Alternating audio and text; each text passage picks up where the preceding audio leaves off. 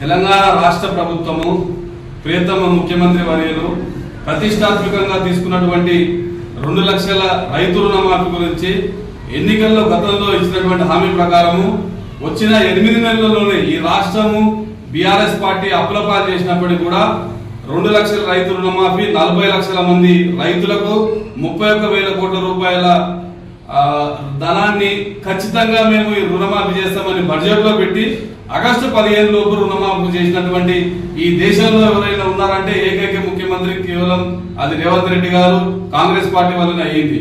కానీ కొంతమంది BRS party నాయకులు మరి రైతులను రెచ్చగొడుతూ రుణమాఫీ కాలేదని, రుణాలు బ్యాంకర్లతో తీర్చలేదని చెప్పేసి ఆరోపణలు చేస్తున్నారు.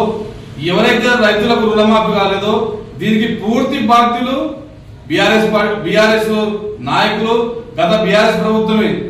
మరి బ్యాంకులలో గతంలో ₹1,00,000 రుణమాఫీని 2014 మేనిఫెస్టోలో పెట్టి 10 సంవత్సరాలు అది వడ్డీలు తీర్చడానికే బీఆర్ఎస్ ప్రభుత్వం వెళ్ళింది తప్ప కానీ ఎక్కడ కూడా రైతు రుణమాఫీ చేయలేదు. ఈ రాష్ట్రంలో 9 సంవత్సరాల బీఆర్ఎస్ పాలనలో 7,165 మంది రైతులు ఆత్మహత్య చేసుకోవడం జరిగింది. ఇక పోతే ఎంత సిగ్గుచేటంటే ఈ 9 ఏళ్లలో రైతుల మీద మరి నిన్న ధర్నాలలో మాట్లాడుతున్నారు. రైతులకు అండగా ఉంటాం, రైతులు ఫోన్ చేస్తామే వస్తాం, రైతులకు మేము భరోసా ఇస్తున్నామని చెప్తున్నారు. ఇది పూర్తిగా సిగ్గుచేటు.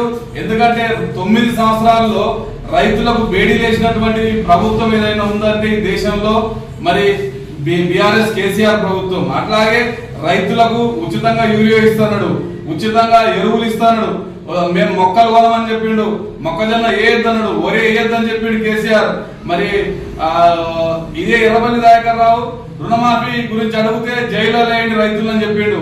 అట్లనే వరి వేస్తే ఉరి అని చెప్పారు. ప్రతి గ్రామ సచివాలయం దగ్గర, ప్రతి గ్రామ పంచాయతీ ఆఫీసర్ దగ్గర వరి పంట వేయద్దు, వేసినట్టయితే జరిమానా విధించబడుతుంది అని చెప్పి బోర్డు రాపించినటువంటి ఘనత బీఆర్ఎస్ పార్టీది. ఇలాంటి చౌకబారు మాటలు ఆపండి. ఇప్పటికే ఉమ్మడి మరి మెదక్ జిల్లా, ముఖ్యంగా సంగారెడ్డి జిల్లాలో ఇప్పటికే సుమారు 600 కోట్ల రూపాయలు రైతులు రుణమాఫీ అయింది. రైతులు సంతోషంగా ఉన్నారు. ఈ ప్రభుత్వము రేవంత్ రెడ్డి గారి ప్రభుత్వం పైన రైతులందరూ కూడా చాలా ఆశగా ఉన్నారు. ఇంకా రాబోయే రోజుల్లో కూడా వారికి రైతులకు ప్రభుత్వం అండగా ఉంటుందని చెప్పి అనుకుంటున్నారు. ఇలా స్వేచ్ఛ ఉన్నది. నిన్న ప్రతి గ్రామాల్లో, ప్రతి మండలాల్లో మీరు ఏదైతే బీఆర్ఎస్ పార్టీ ధర్నాలు చేసిరో ఇలా ఈ ప్రభుత్వము స్వేచ్ఛ హక్కు మాట్లాడుకోమని చెప్తుంది. గతంలో బీజేపీ ప్రభుత్వము గ్యాస్ పెట్రోల్ ధరలు పెంచితే మరి కాంగ్రెస్ పార్టీ మేము ధర్నాలు చేస్తే మా పైన కేసులు పెట్టినటువంటి చరిత్ర బీఆర్ఎస్ పార్టీది. ఇలా కాంగ్రెస్ ధర్నా చౌకని ఎత్తేసినటువంటి చరిత్ర బీఆర్ఎస్ పార్టీది. మరి నిన్న కొంతమంది చోటమోట నాయకులు, బీఆర్ఎస్ నాయకులు చెప్తున్నారు మేము రైతులకు అండగా ఉంటాం, రైతులు ఫోన్ చేస్తే మేము వస్తాం, రైతులకు మేము మద్దతు అంటూ ఉంటాం. అసలు మీరు రైతులేనా? ఒక్కరన్నా నిన్న పట్టణ నియోజకవర్గంలో మాట్లాడినటువంటి వ్యక్తులు, లేకపోతే ధర్నా చేసినటువంటి వ్యక్తులు రైతులు ఉన్నారా?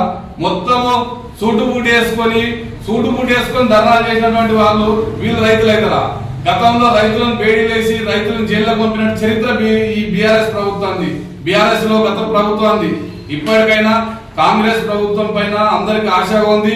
రాని వాళ్ళకు కూడా ఎవరైతే కొన్ని క్వారీస్ ఉన్నాయో మరి వాళ్ళకు ముఖ్యంగా ఆధార్ కార్డు లింకేజ్ లేకపోవడము, లేకపోతే బర్త్ సర్టిఫికేట్ చనిపోయినటువంటి రైతులు ఉండొచ్చు, కొంతమంది కోర్టు కేసులలో ఉన్నటువంటి రైతులు కావచ్చు, కొంతమంది పాస్బుక్ లో బ్యాంకులలో లేనటువంటి వారు కేవలం జిరాక్స్ మీద పెట్టినటువంటి వారు, కానీ అట్లా కొన్ని ఇబ్బందులు ఉన్నాయి.